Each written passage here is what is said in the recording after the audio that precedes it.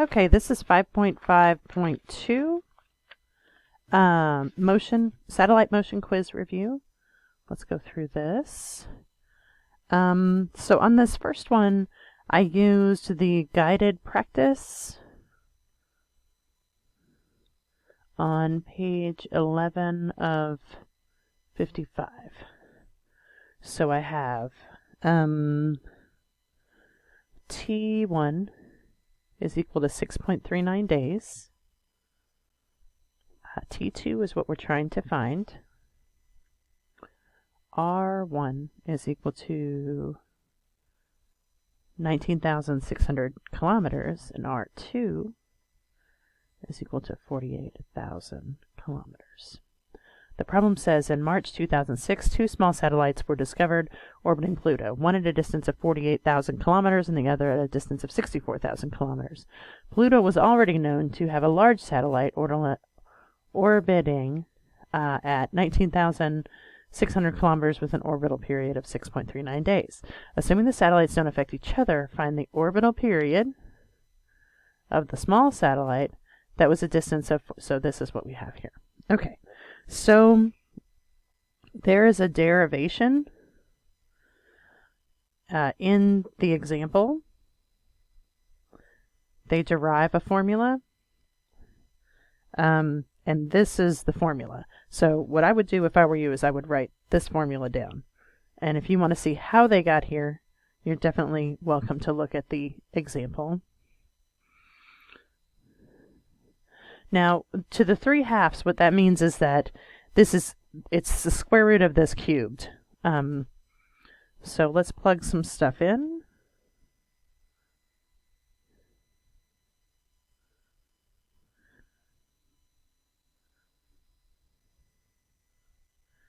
And I get this, days, which is closest to this. So I would go with that one.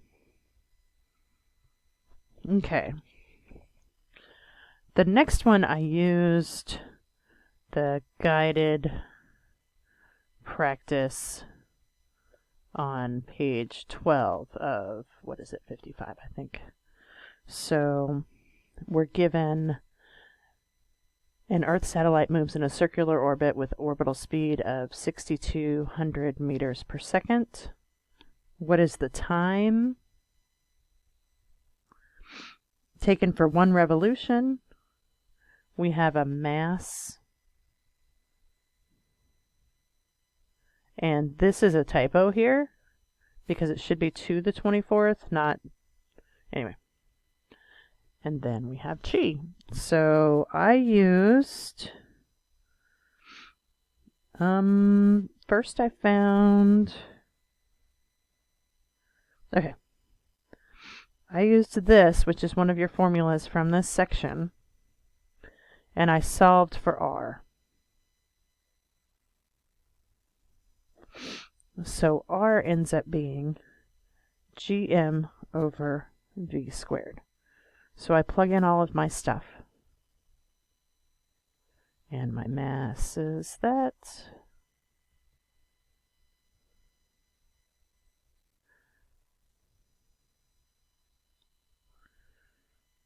And I get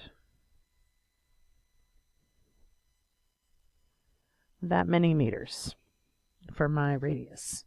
Then to find t, I used 2 pi r over v. So 2 times 3.14 times 1.04 times 10 to the 7th over 6,200 meters per second gave me this many seconds, but you'll see that all of the answers are in minutes. So I divided by 60, and I got this, which is the answer.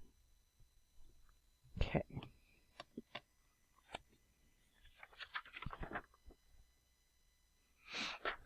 All right. So we have an orbital speed of 5,000 meters per second. We're trying to find radial acceleration. We have our mass, and we have g. So radial acceleration, the formula for that is this. Okay, but I don't have velocity. Yeah, I do.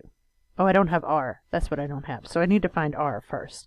So r is equal to, from the previous problem, so I have 6.674 times 10 to the negative 11th times my mass, which they gave me, over 5,000 squared. So my radius is this. So now I'm going to plug this in here. I have 5,000 squared over my radius. And I get 1.569 meters per second squared, which is this one. Okay. Okay, so for this one, I used a weather satellite video.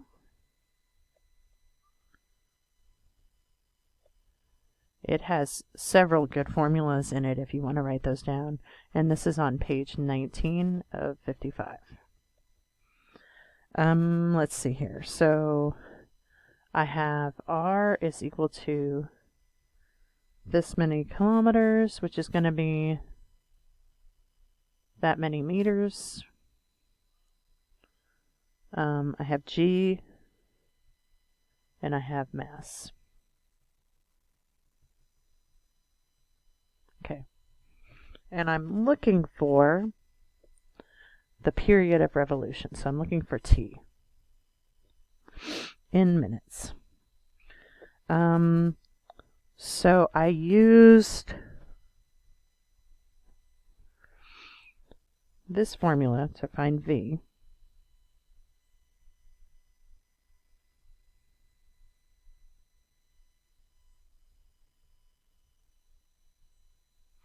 Times the mass.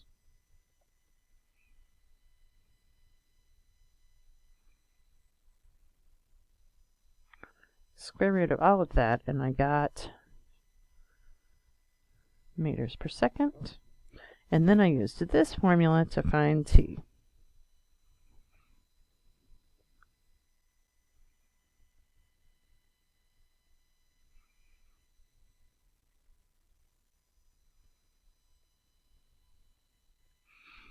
And I got this many seconds. And I had to convert that to minutes by dividing by 60, and I got this many minutes, which is the answer. Okay.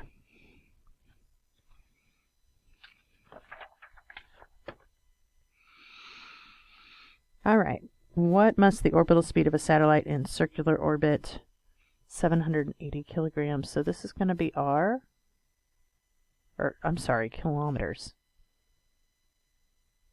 Meters.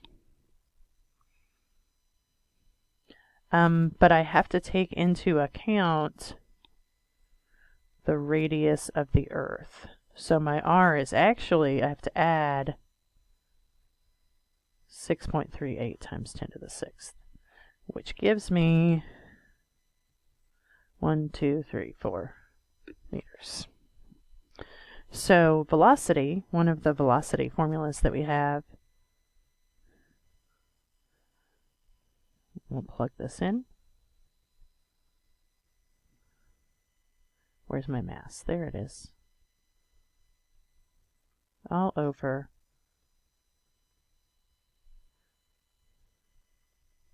and I get 7459 meters per second, but you'll see all of the answers are in kilometers per second, so I had to divide by 1,000. So I got 7.45 kilometers per second, which is this one. Okay. All right, for this one I used the guided practice on page 39 of 55. So, did I use that? Yep. I surely did. So T is equal to 6.3 days.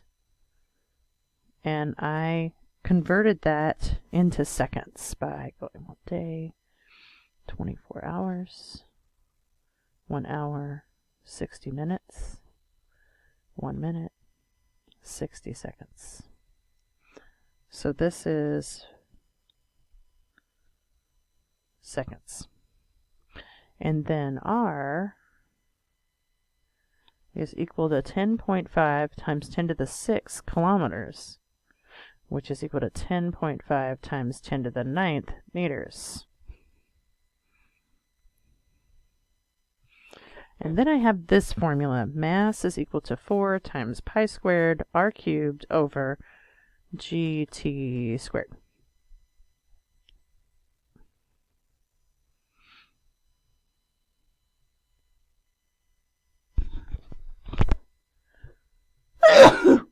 Excuse me. Okay. Cubed over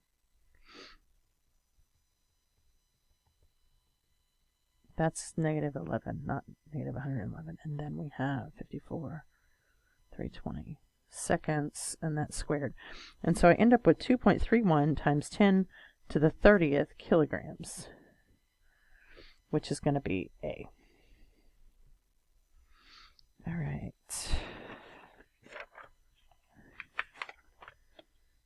Okay, this one was a tough one because you have a geosynchronous satellite, which means it stays over one point on the Earth. So it's going to stay here, and as the Earth rotates, this is going to rotate. So the T of Earth is going to be equal to the T of the satellite. And that makes it 24 hours. And when you convert this to seconds,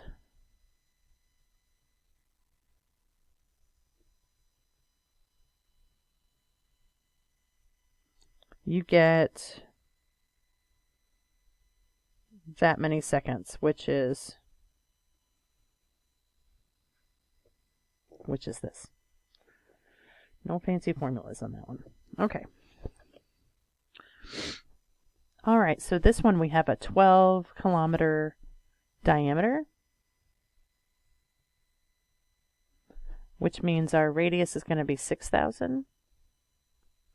We have a mass of 2 times 10 to the 15th kilograms, and we're looking for speed. So one of the speed formulas we have